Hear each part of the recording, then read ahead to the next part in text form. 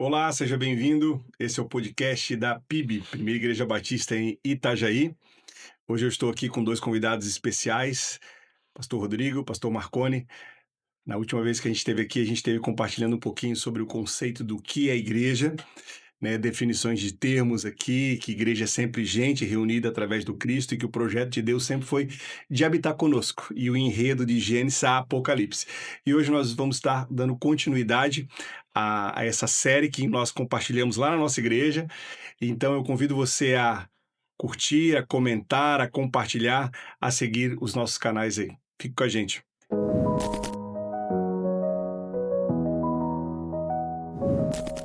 Vou começar pelo Rodrigo. Rodrigo, sei que você gosta de falar bastante sobre isso. Você falou bastante sobre Pedro no último podcast. Você que não esteve conosco, assista a última parte lá onde você fala sobre Pedro, que tu és Pedro, e sobre essa pedra edificarei a minha igreja. Então a igreja é edificada em Pedro, é isso? Pedro é o fundamento, é o alicerce da igreja cristã no mundo? Essa é a interpretação de muita gente, né? Mas não é a nossa interpretação, na verdade, né? E a ideia que eu falei lá no último podcast, né? Vocês podem assistir lá, é bem no finalzinho, mas não leva lá pro final, assistir ele todo, que é bom. E a ideia é que, na verdade, Jesus está falando de si próprio, né? Ele está dizendo, a partir da mensagem que Pedro deu, da palavra que Pedro deu, tu és o Cristo, Filho do Deus vivo, aí é onde Cristo fala assim, sobre esta pedra eu edificarei a minha igreja. E depois Pedro vai complementar isso lá na carta dele, 1 Pedro, capítulo 2, a gente vai observar muito isso, né? Que ele fala da pedra fundamental, da pedra angular, da pedra que os construtores rejeitaram, essa se tornou a pedra principal. Né? Então, Pedro está apontando para Jesus. Jesus Cristo é a pedra principal. Jesus Cristo é a pedra fundamental. Então, não pode, fica meio desconexo Pedro, Jesus falar aquilo e depois voltar e Pedro pensar de outra forma, né? Então, Pedro já entendia daquela forma desde o início da edificação da igreja que ele não era a pedra fundamental, ele não é a pedra angular, mas Jesus é a pedra angular, a pedra fundamental, e nós temos que estar edificados a partir de Jesus, a partir de Cristo. Ou seja, a igreja tendo como fundamento exatamente Cristo. Sim. Marconi, tem alguma coisa a acrescentar, compartilhar conosco? Sim, eu vou, inclusive, citar o texto aqui que o pastor Rodrigo fez referência, que é 1 Pedro, capítulo 2, a partir do verso 4, ele diz assim, à medida que se aproximam dele, está falando sobre Cristo, a pedra viva, rejeitada pelos homens, Pedro está interpretando, carta de Pedro está interpretando o que ele ouviu do Senhor quando ele disse sobre essa pedra vou construir a minha igreja. Mas escolhida por Deus e preciosa para Ele. Vocês também estão sendo utilizados como pedras vivas na edificação de uma casa espiritual, para serem sacerdócio santo, oferecendo sacrifícios espirituais aceitáveis a Deus por meio de Jesus Cristo. Ele diz que Jesus é essa pedra viva. Primeiro ele se refere a Cristo como essa pedra viva. Ele também vai se referir a Cristo em outro momento como essa pedra angular, essa pedra de referência.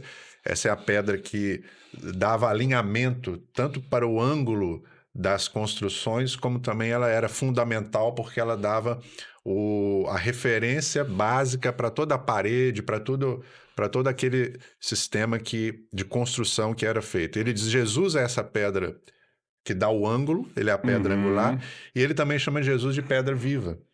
E ele diz que sobre essa pedra viva, nós também somos pedras vivas, né? Ele nos tornou pedras vivas dessa construção. E tem outro texto em Efésios 2, capítulo 2, verso 20, que diz assim, nós somos edificados sobre o fundamento ou sobre o alicerce dos apóstolos e profetas, tendo Jesus Cristo como pedra angular. Então aqui está a referência da pedra angular, no qual todo edifício, outra vez ele chama a igreja aqui, a ideia de edifício, de construção, é ajustado e cresce para se tornar um santuário santo no Senhor. Nele vocês também estão sendo edificados ou construídos juntos para se tornarem morada de Deus por seu Espírito. Esse texto dá para a gente já colocar a primeira marcha aqui e observar que nós somos um povo em obras. Nós somos uma casa em construção. Nós somos uma casa que já entendemos, pelo que falamos no episódio anterior aqui, que Deus, ele está falando de gente, ele está falando sempre de pessoas, mas pessoas em construção. Construirei a minha eclesia, a minha comunidade de pessoas. E aí o Novo Testamento ele vai interpretando e aprofundando isso. Então o Paulo está dizendo aqui que nós somos construídos sobre esse alicerce que é Cristo, e nós somos ajustados e crescemos para nos tornar um santuário santo ao Senhor, e ainda diz assim, sendo edificados juntos. Então esse texto dá, a meu ver, ele dá assim, vários pontos para a gente poder fazer referência. Um deles é esse, nós estamos em construção. Então eu deveria olhar para o meu irmão que está ao meu lado como uma pedra viva, que ele só é viva porque nós somos revivificados em Cristo, né? Vivificados em Cristo, melhor dizendo, e ele está em construção como eu estou em construção. A edificação da igreja, a construção da igreja sobre a pedra angular, primeiro me faz pensar isso. Nós estamos em obras. Eu deveria ter mais compaixão da obra que está sendo feita na sua vida e você na minha. Né? Eu deveria pensar ser participante também dessa obra, né? E ser participante. Estou edificando a vida do meu irmão. Ou seja, igreja é lugar de gente, como nós falamos. Edificando uns aos outros. Né? No nosso último encontro aqui. E gente que não é perfeita. Porque Martim Lutero, eu estou lembrando agora, vocês estão falando, quando Martim Lutero tem uma fala dele que ele fala assim, eu já não sei, eu sei que eu não sou tudo aquilo que eu deveria ser, mas eu também sei que eu não sou aquilo que eu era antes. O que a gente percebe hoje é que igreja é lugar de gente. E onde tem gente, essas pedrinhas não estão prontas. E a gente acha que igreja é um lugar de gente reunida, como a gente falou no último, mas que esse ajuntamento é ajuntamento de gente perfeita, pedra quadradinha, perfeita, como diz lá em Apocalipse, né? Retangular, o novo céu, nova terra. Mais adiante a gente vai falar sobre isso aí. Então a gente acha que... Vou te cortar agora, não é agora, deixa para depois. E mais adiante a gente vai falar sobre isso, esse lugar perfeito. A gente acha que igreja, esse ajuntamento, é exatamente de lugar de gente perfeito. Mas é um monte de peregrino no mundo, que nós nos incluímos aqui, gente que estão no processo. Tem uns que já estão mais tempo, mas que ainda, como diz Paulo escrevendo aos Coríntios, eu me admiro ter que escrever a vocês tudo novamente o que eu já falei. E ele fala sobre isso. Só a título de curiosidade, revisitando as minhas memórias, o meu filho mais velho morou 1 ano e meio na Itália, né, na cidade de Perugia. E uma vez a cidade antiga tem uma grande muralha, assim, né? Tem uma grande, chama de roca lá. E tem um arco bem grande, né? Tem um arco bem grande para a entrada da cidade antiga, né? E uma vez eu fiquei parado, porque eu lembrei desses textos, fiquei parado olhando para a pedra angular. Tem a pedra angular lá em cima do arco, assim.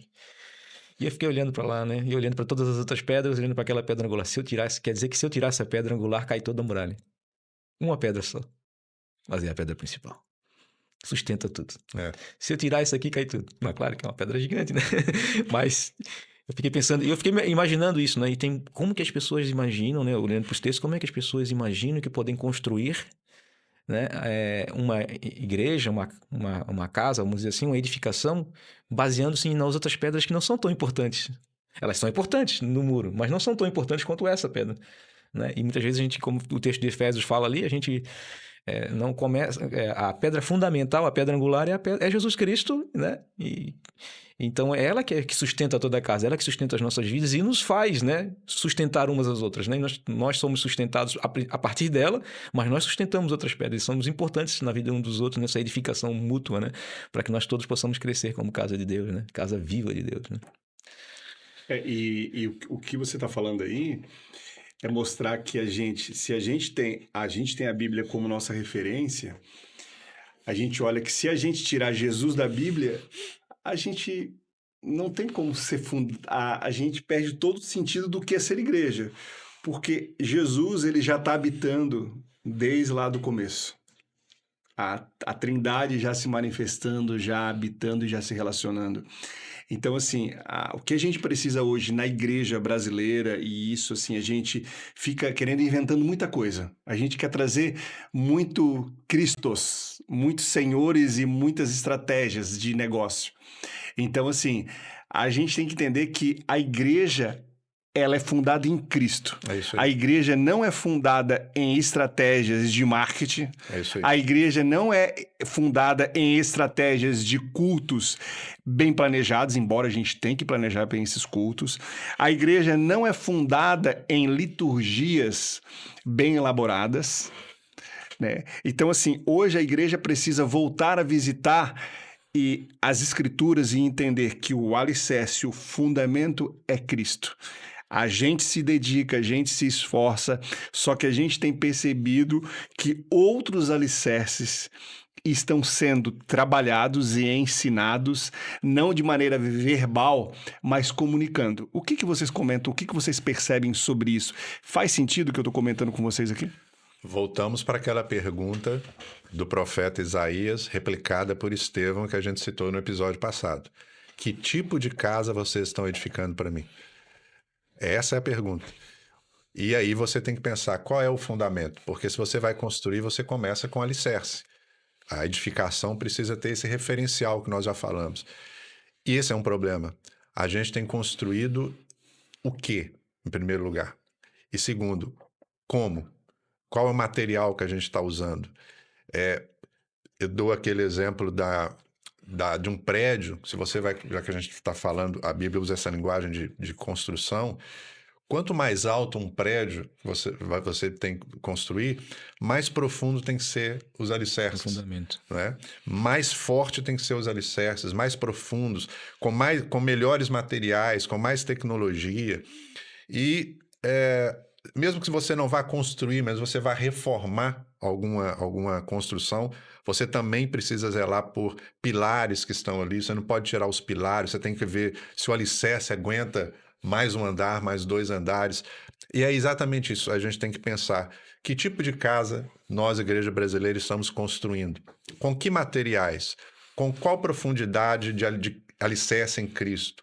O quanto nós conhecemos o Evangelho, a Cristo, as Escrituras, que são a fonte de conhecimento dessa pedra angular para nós. E aí o que acontece é que a gente vai, às vezes, pelo caminho mais fácil. É mais fácil eu construir em cima de um prédio, de uma denominação, de um nome, de um CNPJ, de uma popularidade minha, de doutrinas ou conceitos que eu aprendi em algum lugar e eu importo de maneira indiscriminada para o Evangelho, para viver, para aplicar a igreja, técnicas. E o mais incrível é que às vezes são coisas lícitas. É o que você disse, são coisas lícitas. Uma técnica, uma forma de organizar, são lícitas, mas elas se tornam o fundamento, elas se tornam um referencial. Esse é um problema crucial nosso. Nós perdemos, em grande parte, como igreja brasileira, o nosso referencial da pedra angular. E estamos construindo não pessoas, estamos construindo às vezes outra coisa, mas Deus mora em pessoas, Deus habita pessoas. E pior, nós estamos às vezes ferindo pessoas em nome de uma construção paralela que Deus não nos mandou fazer. E parafraseando Cristo, estão construindo sobre areia, né? O fundamento é areia. Uma hora vai cair. Uma hora vai cair. Como já caíram muitas, né? Como já caiu muita coisa. Rodrigo, pegando isso que você está falando aqui, hoje a gente percebe assim que a igreja ela tem referência hoje muitos líderes. E o que a gente percebe, isso aí a história nos mostra, que sempre que a igreja teve como referência os líderes, e aí a gente tem um problema hoje na igreja brasileira, onde a gente tem grandes líderes. Se você que está em casa, você pode comentar, fazer análise. Se quiser contrariar também, pode contrariar o que a gente está falando. Mas eu percebo de que tem essas referências desses líderes. E quando o líder ou ele tem algum... Ou ele morre, aquele fundamento, a gente percebe que igrejas se dividem, e a gente tem várias situações sobre isso, as igrejas se dividem, ou quando o líder comete algum adultério, porque o cristianismo, ele também é uma questão ética. Em outro momento a gente vai trazer aí sobre isso aí, o cristianismo também é uma questão ética. Deixa para outro podcast. Isso aí deixa aqui, pô, eu sou o host e ele quer coordenar? Brincadeiras à parte aqui, gente, só pra gente quebrar um gelo. Olha só, então assim, a gente percebe que hoje a gente tem líderes, hoje a igreja tem alguns líderes, e quando esses líderes, eles caem, ou eles deixam de existir ou morrem, ou de repente se aposentam, a gente percebe isso em vários. Eu não vou citar aqui, mas quem participa de igreja sabe isso aí. Ou seja, o Cristo não é a pedra angular. Esses líderes são pedra angular. São cabeça, né? São cabeça, né? Comenta um pouquinho sobre isso aqui, e até mesmo sobre como que a PIB funciona, para quem nos ouve também. A gente já vê o que acontecia em Corinto, né? Em Corinto. E eu sou de Pedro, eu sou de Paulo, eu sou de Apolo, e eu sou de Cristo, mas até quando falava eu sou de Cristo, é aquela coisa bem superficial, né? E havia uma divisão muito grande, né? Uhum. Então, na verdade, o fundamento de muitos, o fundamento doutrinário deles era de algo que nem se justificava, né? Porque Paulo talvez nunca ensinou aquilo, Pedro nunca ensinou aquilo, e Apolo também nunca ensinou aquilo, principalmente Jesus nunca ensinou aquilo, né? Havia uma divisão e, na verdade, as palavras de Jesus e a doutrina dos apóstolos, que foi citada aqui em Efésios 4, né? Efésios 2, é a ideia do ajuntamento e não da divisão, né? O que acontece é que hoje em dia, muitas denominações ou muitas organizações são fundamentadas na vida da pessoa, né? No sucesso da pessoa, na fama da pessoa, e aí quando acontece um problema moral, acaba ruindo, né? E muitas pessoas acabam se afastando. E a gente pensa assim, a pessoa está se afastando da igreja. Talvez ela nunca tenha tido na igreja. Talvez ela nunca tenha tido uma conversão verdadeira e genuína, porque se ela verdadeiramente teve uma conversão genuína, mesmo que estivesse frequentando esses lugares que têm outros cabeças e não Cristo, ela iria continuar firme em outro lugar, num lugar que seja verdadeiramente trabalhada a questão do povo, né? Então, existem muitas questões. E hoje, a questão até da sucessão, né? Sucessão de pai para filho, né? A igreja tem dono. E a gente tá vendo isso, escândalos no Brasil inteiro com igrejas com dono. Filhos brigando por herança. E a herança qual é? O patrimônio, a denominação, o nome de uma igreja. Então, a gente tá vendo isso claramente. Isso aí são pessoas que são cabeça da igreja e não é Cristo a cabeça. Para quem não participa com a PIB, para quem nem participa de igreja ou participa de outra igreja, você hoje é o pastor presidente da PIB. Eu estou, né? Já viu que ele já tá dando sinais. Mas assim, os seus filhos, eles serão o seu sucessor na PIB, é isso? É um clã? Como é que funciona a PIB hoje? Compartilhe um pouquinho. Não, confessa. A gente... Não, a gente tem uma obrigação, né? Acho que é uma questão que nós temos que trabalhar. E nós já falamos sobre isso várias vezes em nossas reuniões, a formação de novos líderes ali, né? Um dia alguém vai suceder a gente, né? Sim. Eu não vou ficar para sempre, nós não vamos ficar para sempre. E é uma questão nossa formar outros líderes, né? E o nosso sonho desde o início, desde quando a gente começou ali, é de formar líderes próprios, nossos ali, né? Entre nós. Mas não tem essa ideia, não. Eu não sou dono da igreja, eu sou apenas vamos dizer assim, da organização, eu sou apenas um funcionário. Não, mas é bom fazer uma observação aqui, que a gente está brincando, mas se os seus filhos amanhã assumirem um pastorado da igreja, hipoteticamente, isso é lícito? Ninguém pode dizer que isso não seja uma vocação lícito. da parte de Deus, nem uma sucessão mas uma igreja obrigatória e legal também. E a nossa igreja, quem escolhe isso, quem vota nisso para um dia que eu for embora e sair, e se eles tiverem essa vocação, né? Sim.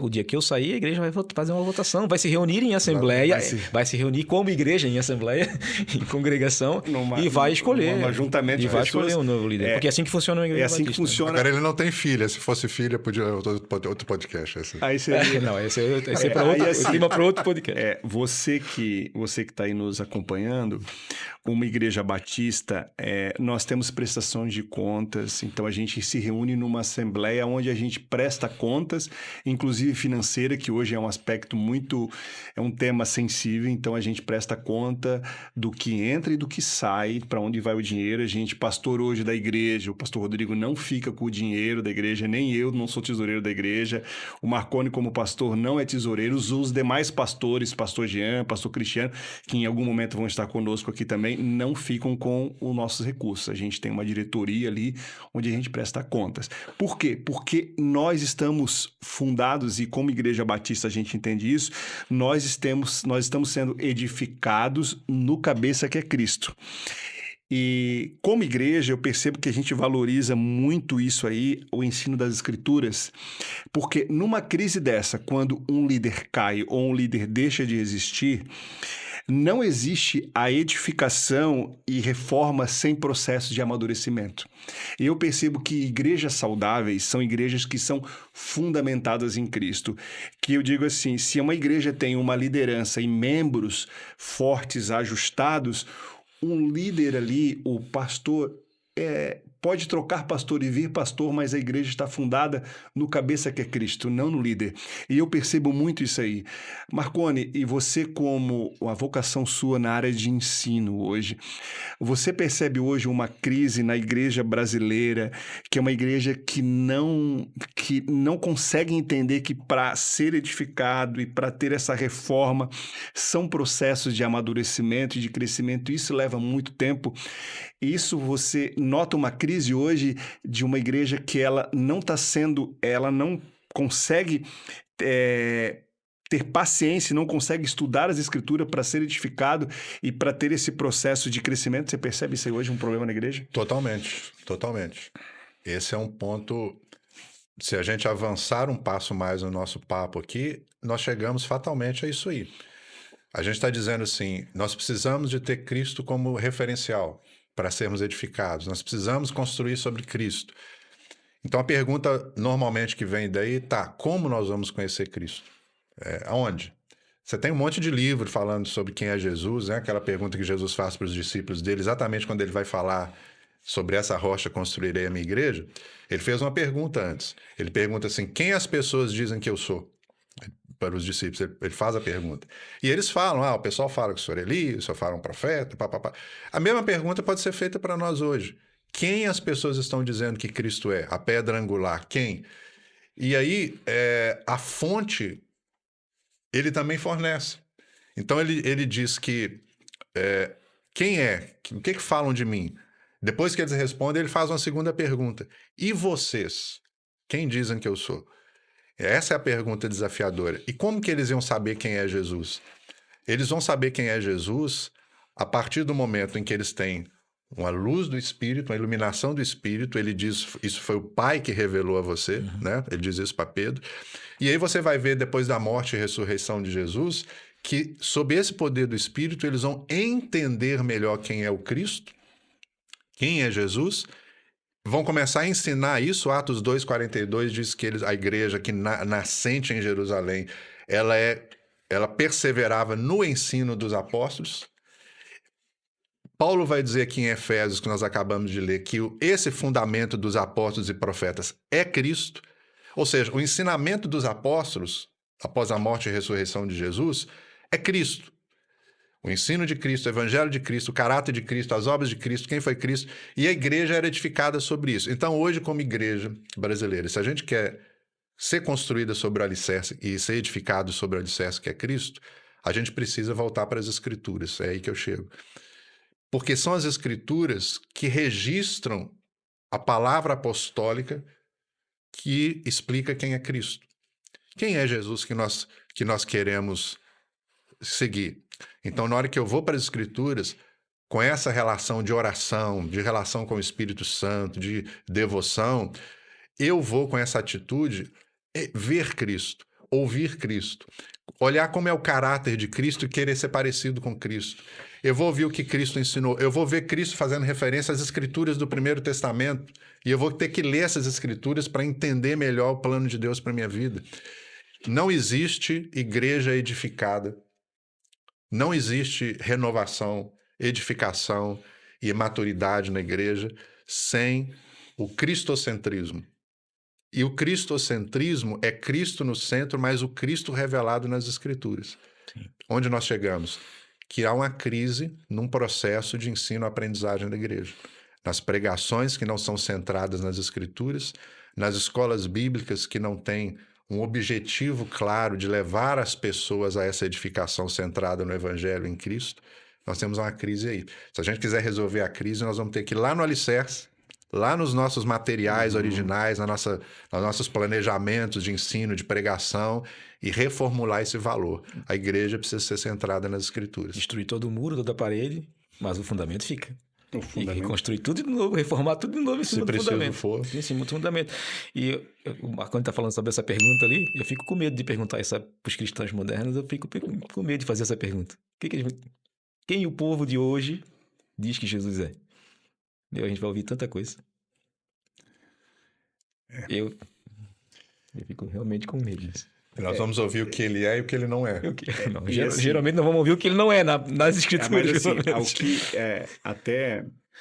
E isso foi, inclusive, o que nós estamos comentando aqui foi tema da segunda e da terceira mensagem, onde o pastor Jean trouxe uma mensagem para nós falando sobre o alicerce da casa, o fundamento. E você, pastor Marconi, teve trazendo uma mensagem aqui sobre a construção da casa. E essa construção, ela dá trabalho. Muito. Ela é um processo É isso aí. que leva a vida inteira. Eu sempre falo assim, o que é conversão? Conversão é uma longa conversa com Deus, que leva a vida inteira. É a vida inteira, o converter. E aí a gente percebe, e eu sou muito grato a Deus, aqui vai um testemunho, porque eu sempre participei de uma igreja onde as escrituras foram ensinadas, e hoje a gente tem o pastor Rodrigo à frente da igreja, e ele é um dos que nos desafia sempre ali, e a gente entra nisso junto, que nos questionem, verifiquem se de fato o que a gente está falando é verdade.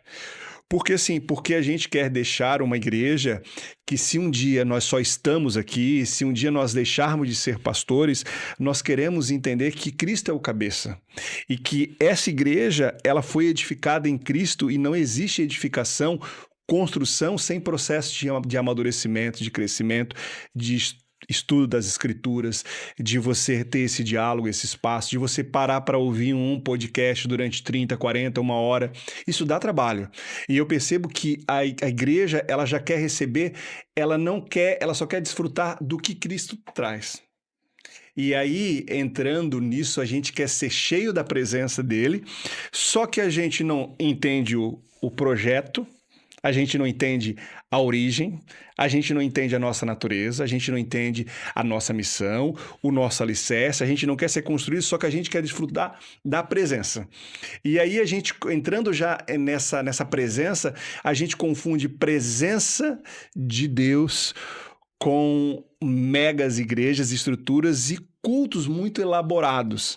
E aí a gente percebe assim, não, essa igreja está fundada porque é uma igreja cheia da presença, mas a gente percebe assim, que como que nós vamos ter uma igreja cheia da presença do Espírito de Deus se é uma igreja que não entende o que é isso? Faz sentido, pastor Rodrigo, para você? O que você diz aí? Com certeza faz sentido, né? Quando eu falei, fico preocupado com a pergunta, que as pessoas podem até responder verdadeiramente coisas boas sobre Jesus ou coisas ruins sobre Jesus.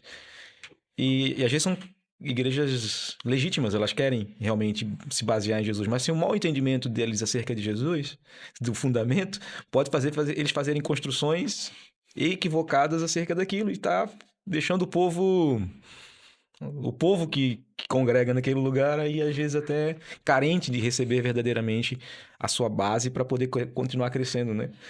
E essa questão da presença também, que a gente vai entrar nesse assunto agora, né? A questão gera muito a questão do individualismo. Volta àquela velha questão que nós falamos no vídeo anterior sobre a questão do individualismo, né?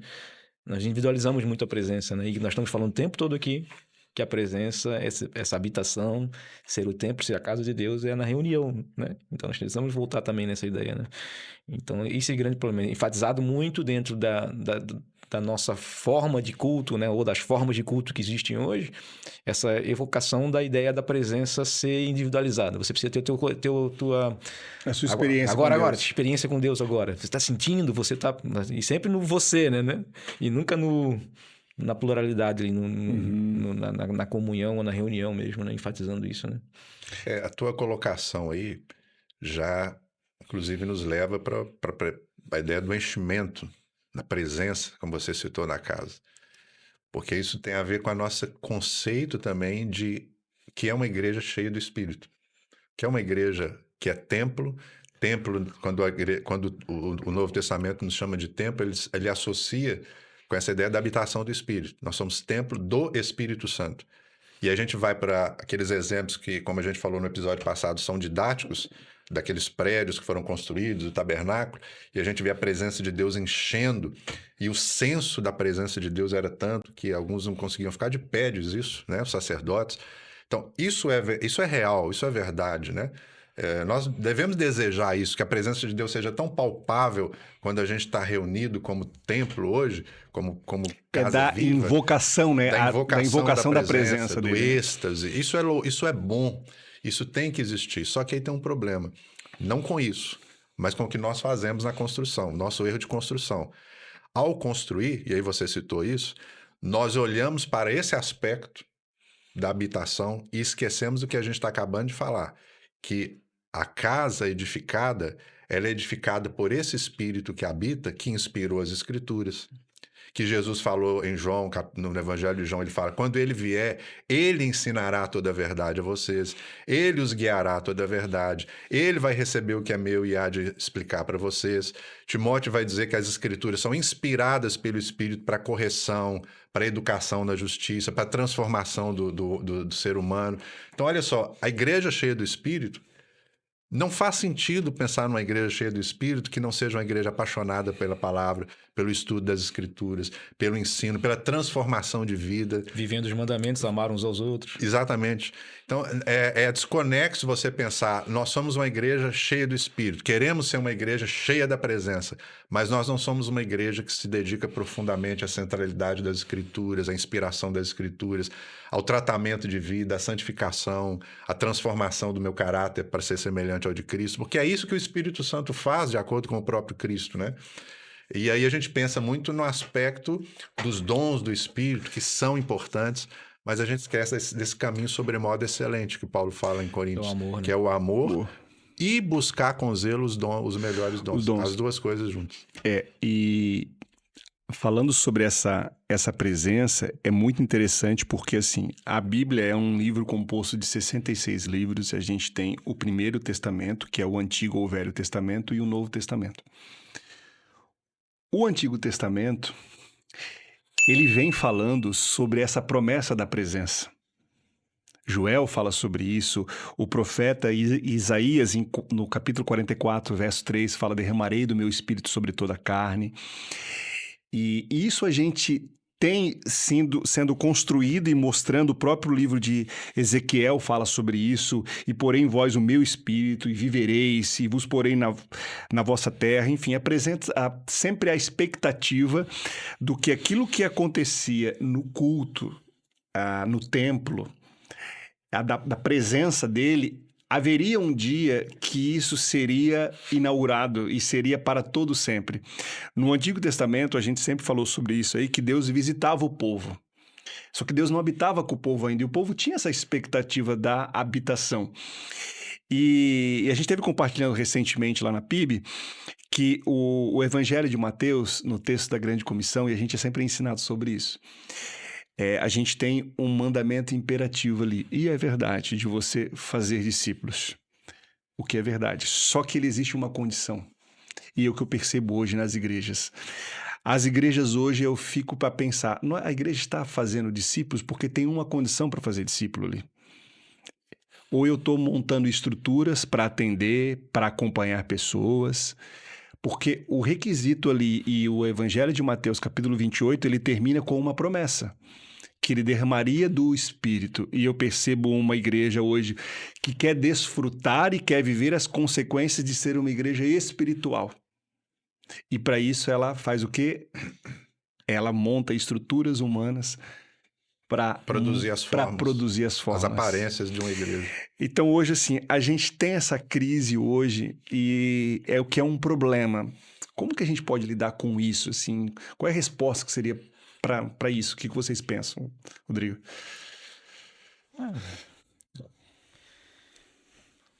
Voltar à origem. Voltar ao plano inicial, voltar à missão original, Não somente o ir de fazer discípulos, né? Que aí pensa que ir de fazer discípulos é enchimento, né? De gente. É né? você encher a Mas igreja de gente, aí tá fazendo discípulo, é isso? É ensinando aquilo que eu ensinei para vocês, É. né? Aquilo que eu ensinei para vocês, né?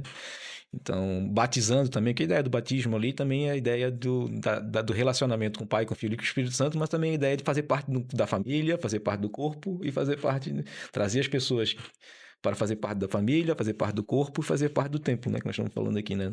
Na ideia de Deus triuno, né? E tu falou muito dos profetas aí, né? Eu tenho um texto que eu acho muito legal, que nós vamos falar de enchimento também. Tu falou dos profetas. Já né? estamos falando, né? Já estamos falando, a gente já né? tá falando aqui. E eu gosto desse texto aqui porque esse texto compara muito o que nós estamos vivendo hoje também, né? Porque talvez nós podíamos trocar Jerusalém aqui por igreja, né? Você que mata os profetas e apedreja quem são enviados a vocês. Porque eles anunciavam isso. Eles falavam isso, dessa promessa. E aí a pergunta aqui, eu acho essa pergunta de Jesus interessante. Quantas vezes eu quis reunir? Quantas vezes eu quis reunir vocês no mesmo propósito, no mesmo coração, debaixo do mesmo projeto? Os seus filhos, como a galinha, reúne os seus pintinhos debaixo de suas asas, mas vocês não quiseram.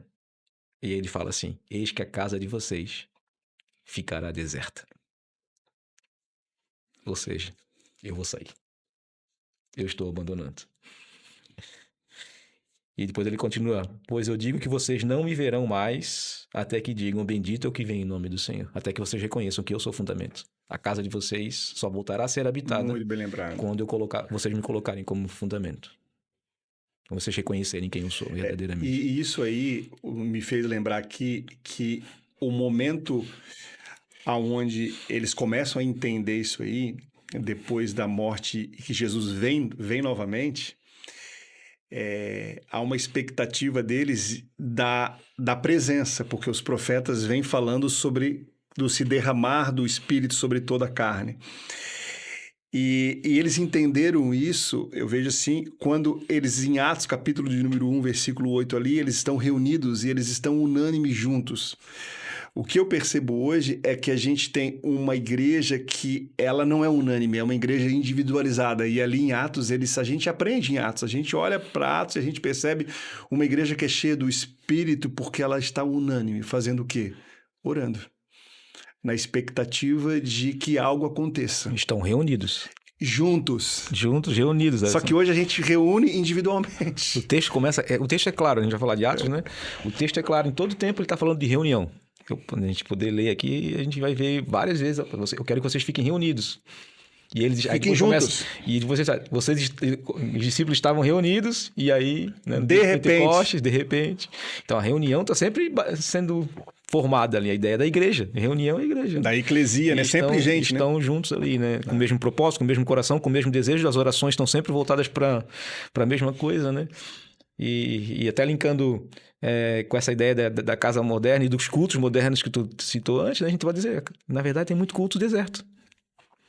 Cheio de gente, mas sem presença. Cheio de gente, mas cheio de gente egoísta, esperando algo para si próprio, olhando para um outro cabeça que não é Cristo. E aí é claro que a casa vai ficar deserta. Exatamente o que Jesus viu quando ele entra naquele templo de Jerusalém, que era uma construção monumental, monstruosa, né? No sentido de grandiosa. Ele entra ali e falam para ele, olha que coisas maravilhosas, né? Os discípulos falam isso aí. Olha que pedras, que construção sensacional.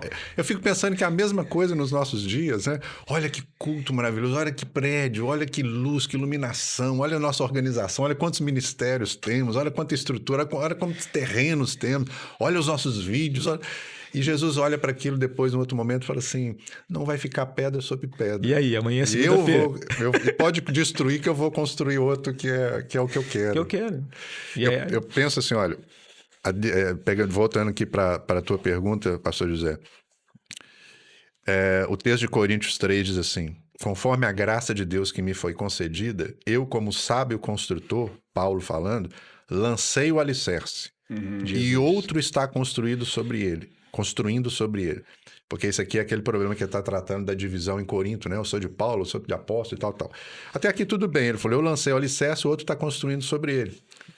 Mas aí ele fala assim, olha, contudo, veja cada um como constrói. porque ninguém pode colocar outro alicerce além do que já está posto, que é Cristo. E aí ele vai dizer na sequência que se for construído com madeira, feno, palha, vai ser destruído, vai ser consumido. Essa frase aqui, esses dias atrás que eu estava meditando, mexeu comigo. Veja cada um como constrói. E depois, mais à frente, ele vai ser mais duro, ele vai dizer assim, se alguém construir alguma coisa, ele vai dizer assim, vocês não sabem que são o santuário de Deus, verso 16, e que o Espírito de Deus habita em você? Se alguém destruir o santuário de Deus, Deus o destruirá. E ele diz, veja como você constrói. O senso de responsabilidade É na isso aí que eu quero construção, chegar, porque a gente exatamente. quer ter a presença, mas a gente não quer ter o fundamento. Ou seja, Aí se a gente pensar em casa, edifício, como muitos cristãos pensam, então, se o governo destruir esse lugar que a gente se reúne, Deus vai trazer a sua ira. E tem muita gente que pensa assim, né? Pois é. E mas aí tá falando pra gente, né? A responsabilidade que é isso para nós como líderes. Voltando à tua pergunta, né? Que você fez para o pastor Rodrigo, o que a gente pode fazer, né? Como que resolve isso? Eu acredito que isso é responsabilidade primeira nossa como líderes. É culpa nossa como líderes primeiro. Porque nós não estamos ensinando as escrituras, nós estamos construindo com materiais errados, nós estamos lançando fundamentos espúrios. E aí, se algum líder vai nos ouvir de uma outra igreja, ou mesmo nossos líderes, né, na PIB, é essa a nossa responsabilidade. Então, é a sua responsabilidade na sua igreja local, junto com o seu povo, né? O que você está construindo? O que você está usando para construir? Quais são os seus projetos? Quais são os seus valores? Quais são os seus planos? Quais são os seus anseios? Quem é o fundamento? E aí a gente tem que pensar bem antes de responder rápido, né? Que a nossa resposta é rápida. Não, é claro que é Cristo, tal. Mas será mesmo, né? Eu acredito que a formação de líderes com essa visão de o que é a igreja, a origem, natureza, missão da igreja, formar líderes com essa visão é um recurso que nós temos para ir lá no alicerce e construir e a edificação ser consertada e a gente ter esse enchimento do Espírito, esse avivamento que a gente quer tanto no Brasil, né? Mas não vai ter se a gente não tiver líderes como esse que Paulo está falando aqui, que lança sobre o alicerce, que constrói sobre o alicerce e que tem esse temor, né? O que eu estou construindo? Que tipo de casa que eu estou construindo para Deus?